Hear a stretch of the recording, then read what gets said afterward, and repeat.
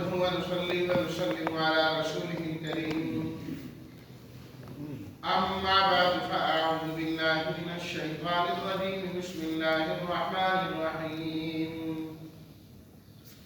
شهر رمضان الذي أنزل فيه القرآن هدى للناس وبينات من الهدى والفرقان فمن شهد منكم الشهر فليصم ومن كان مريضا أو على سفر فعدة من أيام أخر يريد الله بكم اليسر ولا يريد بكم العسر ولتكملوا العدة ولتكبروا الله على ما هداكم ولعلكم تشكرون صدق الله مولانا العظيم اللهم صل على سيدنا ومولانا محمد وعلى آل سيدنا ومولانا محمد وبارك وسلم۔ رمضان کا مہینہ وہ ہے جس کے اندر قرآن مجید اتارا گیا جو لوگوں کے لیے ہدایت کا ذریعہ ہے، کھلی اور واضح نشانیاں ہیں ہدایت کی اور حق و باطل میں فرق کی۔ بس جو شخص تم میں سے پالے اس مہینے کو اس کو چاہیے کہ وہ اس کا روزہ رکھے، اور جو بیمار ہو یا سفر پر ہو تو تعداد پوری کرنی ہے اور دنوں سے۔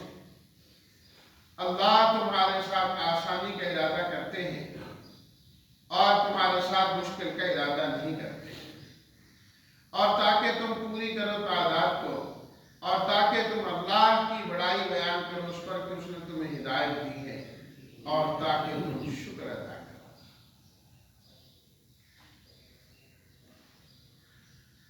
روزوں کے متعلق فرمایا گیا تھا کہ ایام معدودات وہ گنتی کے چند ایام ہیں جو گنتی تم نے ان کی پوری کرنی ہے۔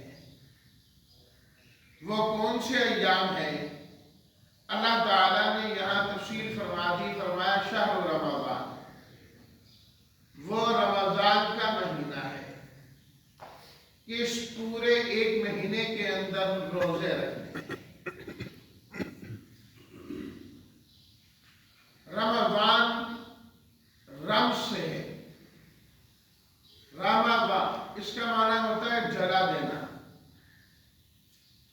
جب گرمی اتنی شدت کے ساتھ پڑے کہ اونٹنی کے بچے کے پاؤں جلنے لگے تو کہتے ہیں رمض الفصال، پاؤں اس کے جلنے لگے۔ تو چونکہ اس مہینے میں اللہ کی رحمت اتنی برستی ہے کہ اس کی وجہ سے انسان کے گناہ یوں سمجھو کہ جل کر ختم ہو جاتے ہیں، اس لیے اس مہینے کو رمضان کا مہینہ کہا جاتا ہے۔ جس طرح لوہے کو زنگ لگ جائے تو بھٹی میں ڈالتے ہیں نا، زنگ اتار دیا جاتا ہے سارے کے ساتھ۔ 11 مہینوں کا جو زنگ ہے وہ اس رمضان کے مہینے میں اتر جاتا ہے، صاف ستھرا ہو جاتا ہے انسان پھر سے، اگر صحیح معنی میں اس مہینے کو گزارنے والا۔ صرف اس نے گزارنے والا کام نہ کیا، بس گزر جانے، صحیح معنی میں اس کی عبادات کو وہ بجا لایا اور پورا فائدہ حاصل کرنے کی کوشش کی، سچے دل سے اللہ تعالیٰ سے توبہ کی، انشاءاللہ اللہ اس کو گناہوں سے پاک صاف کرے۔ تو یہ مہینہ اللہ تعالیٰ نے منتخب فرمایا ایمان والوں کے لیے بطور روزوں کے، اس مہینے میں روزے رکھیں۔ اس مہینے کو یہ خاص فضیلت اور شان کیوں عطا کی گئی؟ اسی مہینے کے روزے رکھنے کا کیوں حکم دیا گیا؟ فرمایا کہ الذی انزل فیہ القرآن، رمضان کا مہینہ وہ ہے جس میں قرآن مجید اتارا گیا ہے۔ قرآن مجید ایک عظمت والی اور شان والی کتاب ہے، اور ایک ایسی شان والی کتاب ہے کہ جو بھی اس قرآن مجید کے کے ساتھ جڑتا چلا جائے وہ شان والا ہوتا چلا جاتا ہے، وہ شان والا ہو جاتا ہے۔ اللہ تعالیٰ نے قرآن مجید جس امت کو دیا وہ امت ساری امتوں سے آتی ہے۔ کنتم خیر امت، اللہ تعالیٰ نے قرآن مجید اپنے جس آخری نبی پہ نازل کیا، اللہ کے وہ نبی صلی اللہ علیہ وسلم سارے نبیوں سے افضل اور اعلیٰ ہے۔ جس شہر کے اندر مکہ اور مدینہ، جس شہروں میں یہ قرآن مجید نازل کیا گیا، وہ شہر سارے شہروں سے اعلیٰ ہے۔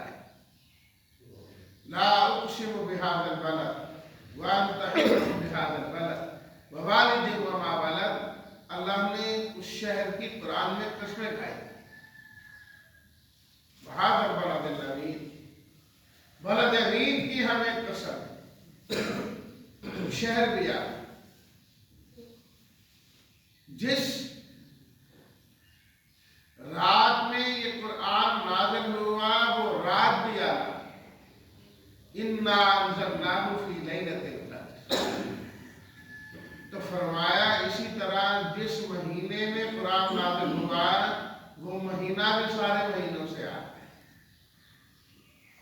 شہر رمضان الذی انزل فیہ القرآن، اور جس امتی کے سینے میں اللہ کا قرآن ہو، فرمایا وہ امتی باقی امتیوں سے آتا ہے۔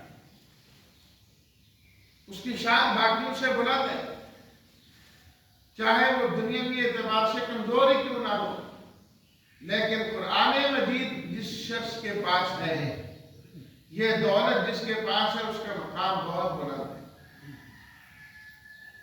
نبی کریم صلی اللہ علیہ وسلم نے ارشاد فرمایا، من حفظ القرآن، جس شخص نے قرآن مجید کو حفظ کر لیا، فقد ادرج النبوۃ بین جنبیہ، اس نے علوم نبوت کو اپنے سینے میں بند کر لیا۔ صرف یہ ہے اس پر وحی نہیں آئے گی، باقی شان اس کی بھی بہت بلند ہے، شان اس کی بھی بہت بلند ہے۔ اللہ جس کو قرآن کی دولت سے مالا مال کرتا ہے، بلکہ اسی قرآن مجید میں اللہ تعالیٰ نے خود فرمایا، وہ خیر مما یجمعون قل بفضل اللہ وبرحمتہ فبذلک فلیفرحوا، فرمایا یہ قرآن اللہ کا فضل بھی ہے، یہ قرآن اللہ کی رحمت بھی ہے۔ جس کو اللہ قرآن عطا کرتے ہیں اس پر اپنا فضل فرماتے ہیں، اس پر اپنی رحمت نازل فرماتے ہیں۔ وہ خیر مما یجمعون، فرمایا دنیا جہان کی نعمتوں اور دولتوں سے سب سے بڑی دولت اللہ کا قرآن ہے۔ تو فرمایا ایسی عظیم الشان کتاب ہم نے چونکہ اس مہینے میں نازل کی، اس وجہ سے اس مہینے کی شان بلند ہو، مقام بلند ہو۔ مسند احمد کے اندر نبی کریم صلی اللہ علیہ وسلم کا یہ فرمان لکھا ہے، آپ نے صلاۃ و تسلیمات نے فرمایا، صرف قرآن ہی رمضان المبارک میں نہیں نازل کیا گیا، بلکہ جو دیگر آسمانی کتابیں ہیں جس میں تورات ہے، انجیل ہے، اور بلکہ اسی روایت میں صحف ابراہیم کا بھی ذکر ہے۔ ابراہیم علیہ السلام و تسلیمات کو اللہ نے جو صحیفے عطا فرمایا یہ ساری کی ساری کتابیں اللہ نے رمضان کے مہینے میں نازل فرمائی، رمضان کے مہینے میں نازل فرمائی۔ کتب الہیہ سے اس مہینے کو خاص مناسبت ہے، خاص مناسبت، اس لیے قرآن مجید کی تلاوت رمضان المبارک میں عام دنوں سے زیادہ ہونی چاہیے، کیونکہ یہ تو نزول قرآن کا مہینہ ہے، نزول قرآن کا مہینہ ہے۔ دیکھیں نا، بہار آ جائے تو جشن بہارا ہوتا ہے، ہر چیز کا ایک عروج ہوتا ہے، عروج کا زمانہ ہوتا ہے۔ تو رمضان قرآن کا زمانہ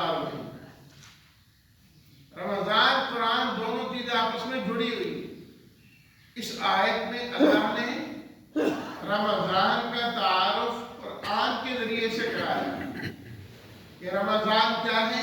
فرمایا قرآن اس میں نازل ہوتا ہے۔ اور سورہ القدر میں اللہ تعالیٰ نے فرمایا انا انزلناہ فی لیلۃ القدر، وہاں قرآن کا تعارف اللہ نے لیلۃ القدر رمضان کی رات سے کروایا۔ وہی بات اللہ نے کیا فرمایا؟ لیلۃ القدر، وہ رات بھی قدر و منزلت والی اور شان والی ہے جس رات کے اندر یہ نازل ہوئی۔ اب یہاں یہ بات ذہن میں آتی ہے کہ قرآن مجید تو نبی کریم صلی اللہ علیہ وسلم پر 23 سالہ دور نبوت میں نازل ہوا، 13 سال مکہ مکرمہ میں، 10 سال مدینہ منورہ میں، پھر رمضان میں قرآن کا نازل ہونا ہے، اور رمضان المبارک کی ایک رات میں قرآن مجید کا نازل ہونا، یہ کیسے ہو؟ یہ تو 23 سال میں نازل ہوا ہے۔ یاد رکھیے قرآن مجید کا جو نزول ہے یہ 2 طرح کا ہے۔ ایک ہے لوح محفوظ سے آسمان دنیا پر نازل کرنا، جسے بیت العزہ کہا جاتا ہے، اور ایک ہے آسمان دنیا سے نبی کریم صلی اللہ علیہ وسلم پر نازل کرنا۔ دو الگ الگ موضوع ہے۔ جو لوح محفوظ سے آسمان دنیا پر اللہ تعالیٰ نے نازل کیا ہے وہ رمضان میں، اور رمضان مبارک کی ایک رات لیلۃ القدر میں نازل کیا ہے۔ اور آسمان دنیا سے بیت العزت سے اللہ تعالیٰ نے نبی کریم صلی اللہ علیہ وسلم کے قلب اطہر پر جو نازل فرمایا ہے وہ 23 سالہ دور نبوت میں نازل، وہ تھوڑا تھوڑا کرتے یکدم نازل کرنے کو قرآن عربی زبان کے اندر انزل کے لفظ کے ساتھ ذکر کیا ہے۔ شہر رمضان الذی انزل انا انزلناہ، یک بارگی یکدم کسی چیز کو اتارنا اس کو کہتے ہیں انزلنا، اور تھوڑا تھوڑا کر کے نازل کرنا اور اتارنا اس کو کہا جاتا ہے نزلہ، تھوڑا تھوڑا کر کے نازل کیا۔ تو دونوں صفتیں قرآن مجید کی ہیں، یکدم نازل ہونا بھی اس کی صفت ہے اور تھوڑا تھوڑا کر کے نازل کرنا بھی اس کی صفت ہے۔ دونوں باتیں اپنی جگہ۔ تو اگر رمضان اور قرآن مجید کی گہری نسبت اور گہرا تعلق ہے، اسی لیے رمضان المبارک میں قرآن مجید کی تلاوت آپ علیہ الصلوۃ والتسلیمات ویسے بھی زیادہ کیا کرتے تھے، ویسے بھی زیادہ کیا کرتے تھے، بلکہ روایات میں آتا ہے کہ جتنا قرآن مجید سال بھر میں یا اس سے پہلے نازل ہو چکا ہوتا تھا وہ سارا کا سارا نبی کریم صلی اللہ علیہ وسلم جبریل امین کے ساتھ دور کیا کرتے تھے، یعنی آپ علیہ الصلوۃ والتسلیمات قرآن کی تلاوت کرتے، جبریل امین سنا کرتے تھے، اور جبریل امین تلاوت کرتے اور نبی کریم صلی اللہ علیہ وسلم سنا کرتے تھے۔ اس کو کہتے ہیں دور کرنا۔ حفاظ کرام، قراء کرام آج بھی اس سنت کو زندہ رکھے ہوئے ہیں، یہ سنت قائم و دائم ہے کہ حفظ کرنے والے بچے آج بھی ایک پڑھتا ہے اور دوسرا سنتا ہے، پھر وہ پڑھتا ہے اور وہ پہلے والا سنتا ہے۔ پھر خاص طور پر رمضان المبارک کے اندر تو پوری دنیا کے اندر سنت کو زندہ کیا جاتا ہے۔ جتنے بھی قرآن مجید سنانے والے دن بھر دور ہی کرتے ہیں، در حقیقت یہ نبی کریم صلی اللہ علیہ وسلم کی اور جبریل امین کی یہ سنت ہے۔ جتنا قرآن مجید نازل ہو چکا ہوتا آپ علیہ الصلوۃ والتسلیمات دور فرماتے ہیں۔ اور آخری سال جو آیا اس میں آپ علیہ الصلوۃ والتسلیمات نے 2 مرتبہ دور کیا. تقریباً سارا قرآن مجید نازل ہو چکا تھا. آپ علیہ الصلوۃ والتسلیمات نے 2 مرتبہ قرآن مجید کی تلاوت رمضان المبارک میں بہی طور کی کہ آپ نے قرآن پڑھا اور جبریل امین نے سنا، اور 2 مرتبہ ہی جبریل امین نے پڑھا اور تلاوت کیا قرآن، اور آپ علیہ الصلوۃ والتسلیمات نے سنا 2 مرتبہ. اور پھر مسلمانوں کے لیے، ایمان والوں کے لیے جس عبادت کی ترغیب رمضان میں دی گئی، اگرچہ بطور فرض کے نہیں، یہ بطور سنت ہی کہ وہ تراویح ہے، اور اس کے اندر بھی کیا ہے؟ قرآن مجید کی تلاوت. قرآن مجید کی تلاوت ہے کہ ایک آدمی قرآن مجید کی تلاوت کرے، رمضان کی عبادت بھی ادا ہوگی اور قرآن مجید کی تلاوت بھی ہوگی. سارے کھڑے قرآن مجید کی تلاوت سن رہے، قرآن مجید کی تلاوت سن رہے، اور اس کے ساتھ ساتھ الگ سے بھی معلوم ہونا چاہیے قرآن مجید کی تلاوت کا. رمضان میں کثرت کے ساتھ قرآن مجید کی تلاوت. اللہ اکبر. چند ایام پہلے میں مختلف بزرگوں کے حالات و واقعات پڑھ رہا تھا کہ وہ رمضان اپنا کیسا گزارتے تھے. آدمی کی عقل حیران ہو جاتی ہے کہ اتنی تلاوت کیا کرتے تھے اور وہ کیسے کر لیتے تھے. یہ اللہ رب العزت کی مدد اور نصرت کی مدد اور نصرت کی. اللہ اکبر. ایسے ایسے اللہ والے بھی گزرے ہیں جو رمضان المبارک کے ہر دن میں پورے قرآن مجید کی تلاوت کیا کرتے ہیں. 30 پارے روزانہ پڑھنا. اس طرح کی ترتیب سیٹ کرنی کہ فلاں وقت پڑھنا ہے، فجر کے بعد پڑھنا ہے، ظہر کے بعد پڑھنا ہے، فلاں کرنا. آدمی آرام سب بالکل معمولی سبھی اگر طریقہ اپنا لے، ہر نماز کے ساتھ بھی رمضان المبارک میں ایک سپارہ بھی پڑھے، 20 سے 25 منٹ میں نہیں پڑھ لیں. 5 سپارے تو بڑے آرام سے روزانہ ہو 6 دن میں. پھر اللہ تعالیٰ جتنی ہمت اور توفیق دیتے ہیں، روزانہ کا وہ قرآن مجید تلاوت کر رہے ہیں، اور ان کا وہ تلاوت کرنا یہ تراویح کی تلاوت کے علاوہ ہے. تراویح بھی تو الگ معمول کے مطابق پڑھا کرتے ہیں. اللہ اکبر، اللہ اکبر. اور امام ابو حنیفہ رحمۃ اللہ علیہ کے متعلق لکھا ہے کتابوں میں کہ امام صاحب رمضان المبارک میں 61 قرآن مجید تلاوت کیا کرتے تھے. اللہ ایک دن کا اور ایک رات کا اور ایک تراویح کا. 30 دن تو ہو گئے، 30 ہر کے ہو گئے اور ایک تراویح کا. اس طریقے سے